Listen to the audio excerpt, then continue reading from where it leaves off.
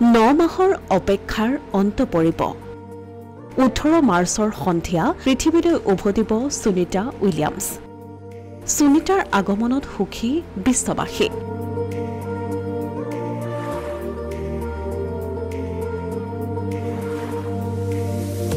পিছে পৃথিৱীলৈ উভতি আহি বহু সমস্যাৰ সন্মুখীন হ'বলৈ গৈ আছে সুনিতা উইলিয়ামছ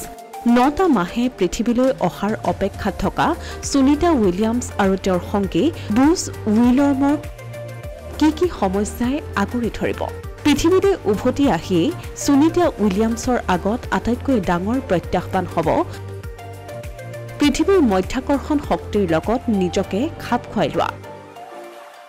ইয়াৰ লগত নিজকে খাপ খুৱাই লোৱাটো দুয়োগৰাকীৰ বাবে অতিকৈ কঠিন হ'ব উল্লেখযোগ্য যে ঘূৰি অহাৰ পাছত পূৰ্ণ বাসন কাৰ্যসূচী গ্ৰহণ কৰিব লাগিব যাতে তেওঁ পুনৰ পৰিস্থিতিৰ লগত নিজৰ শৰীৰটোক খাপ খুৱাব পাৰে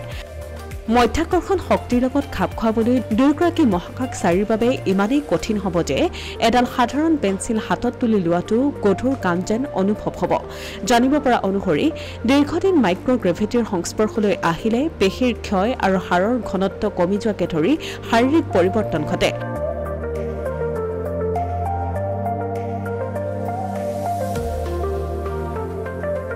মহাকাশচাৰীৰ ওজন বহনকাৰী কাৰ্যকলাপৰ অভাৱৰ বাবে প্ৰতিমাহে হাড়ৰ ভৰৰ 1% পৰ্যন্ত কমি যাব পাৰে সুনিতা উইলিয়ামছ আৰু উইলিয়ামৰে প্ৰথমে বয়িঙৰ ষ্টাৰলাইনাৰ মহাকাশযান ব্যৱহাৰ কৰি ISSলৈ যাত্ৰা কৰিছিল যি মাত্ৰ 7 দিনীয়া ছুটি অভিযান আছিল কিন্তু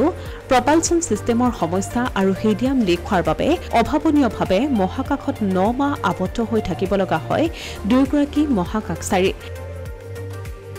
তেওঁলোকৰ দীৰ্ঘদিনীয়া সময়ছোৱাত নাছাই মহাকাশচাৰীসকলক কক্ষপথত থকা দীৰ্ঘদিনীয়া সময়খিনি সহায় কৰিবলৈ অতিৰিক্ত সামগ্ৰীৰ যোগান ধৰিছিল সকলো প্ৰস্তুতিৰে ক্ৰু ড্ৰেগনৰ উভতি অহা যাত্ৰা লাইভ সম্প্ৰচাৰ কৰিব নাছাই এতিয়া সকলোৰে মাত্ৰ এটাই আশা মাত্ৰ 7টা দিনৰ বাবে গৈ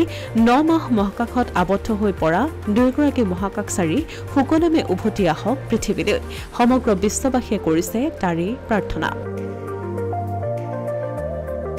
অসমীয়া প্ৰতিদিন ডিজিটেল ডেস্ক